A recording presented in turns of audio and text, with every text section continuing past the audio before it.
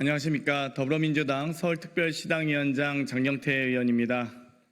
드디어 오세훈 서울시정은 TBS 공영방송을 폐기 수순에 들어갔습니다. 이를 규탄하고자 오늘 기자회견을 준비하게 됐습니다. 먼저 참석하신 분들 소개해 올리도록 하겠습니다.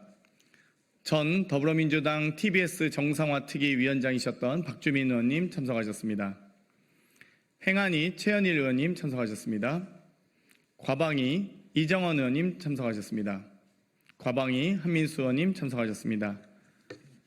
그럼 먼저 TBS 정상화 특위 위원장이셨던 박주민 의원님의 모두 발언을 듣고 기자회견문 낭독을 이어가도록 하겠습니다. 박주민 의원님 모두 발언 듣도록 하겠습니다. 방금 시당위원장님께서 소개하신 박주민입니다. 여러분 다 아시겠지만 TBS는 어떤 개인 또는 어떤 개별 정당의 소유물이 아닙니다. 시민들이 함께 노력해서 키워온 공적인 자산이라고 보는 것이 맞습니다.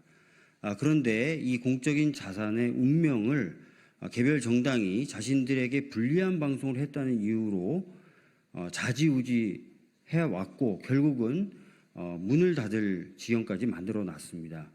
역사상 이런 전례는 없었다고 봅니다. 바로 잡혀야 됩니다. 지난 정상화 특위 때는 이런 상황을 막기 위해서 저희가 시민들의 힘을 빌어서 조례를 다시 한번 만들어 보려고 했었습니다. 그러나 성공하지 못했습니다. 이 자리를 빌어서 대단히 죄송하다는 말씀을 드리겠고요. 그렇지만 저희 민주당은 TBS를 포기하지 않겠습니다. 다른 가능한 방법들을 찾아서 정상화도 되면서 그 공적인 성격 또 시민들의 자산이라는 그 역사를 계속 지켜나갈 수 있도록 힘을 모아나가겠다는 말씀드리겠습니다. 이상입니다. 네, 그럼 바로 기자회견문 낭독을 시작하겠습니다. 네, 기자회견문을 낭독하겠습니다. TBS 폐국 위기는 오세훈 서울시장이 해결해야 합니다. 35년 역사의 공영방송 TBS가 사라질 위기에 처했습니다. 어제 이성구 TBS 대표이사가 전 직원 해고 예고 문서에 결재한 뒤 본인은 사의를 표명했습니다.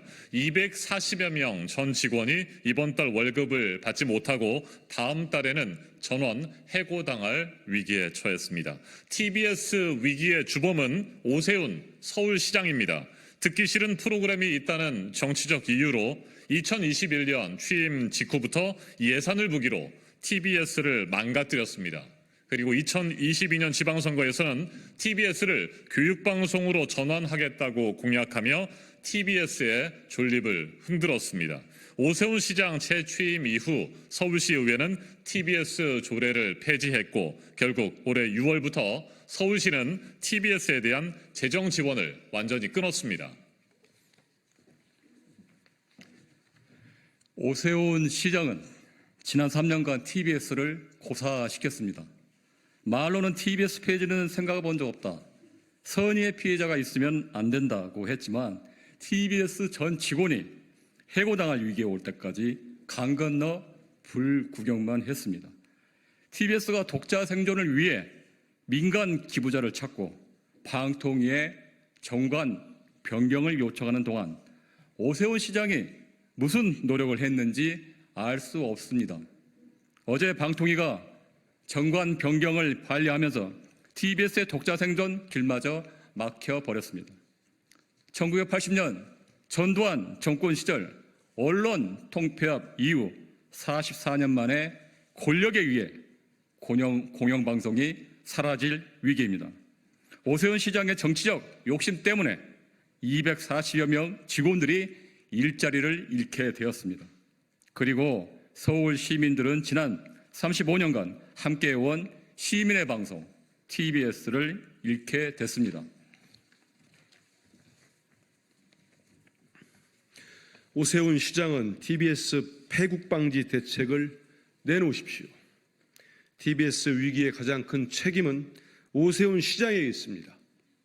만약 TBS가 사라지게 된다면 오세훈 서울시장은 민주화 이후 최초로 공영방송을 없앤 권력자로 역사에 기록될 것입니다. 과거 무상급식 반대로 국민적 공분을 일으켰던 오세훈 시장에게 언론 탄압이라는 주홍글씨가 추가되는 일이 없기를 바랍니다. 민주당 국회의원들은 TBS 정상화를 위한 해법을 강구하겠습니다. 이번 국정감사에서 서울시, 방통위 등을 상대로 TBS 위기의 근원을 찾고 대책을 찾겠습니다. 서울 시민의 방송 TBS가 시민의 곁에 남을 수 있게 힘쓰겠습니다. 2024년 9월 26일 더불어민주당 서울지역 국회의원, 국회 행정안전위원회 위원, 국회 과학기술정보방송통신위원회 위원 일동. 네, 이것으로 기자회견 낭독을 마치겠습니다.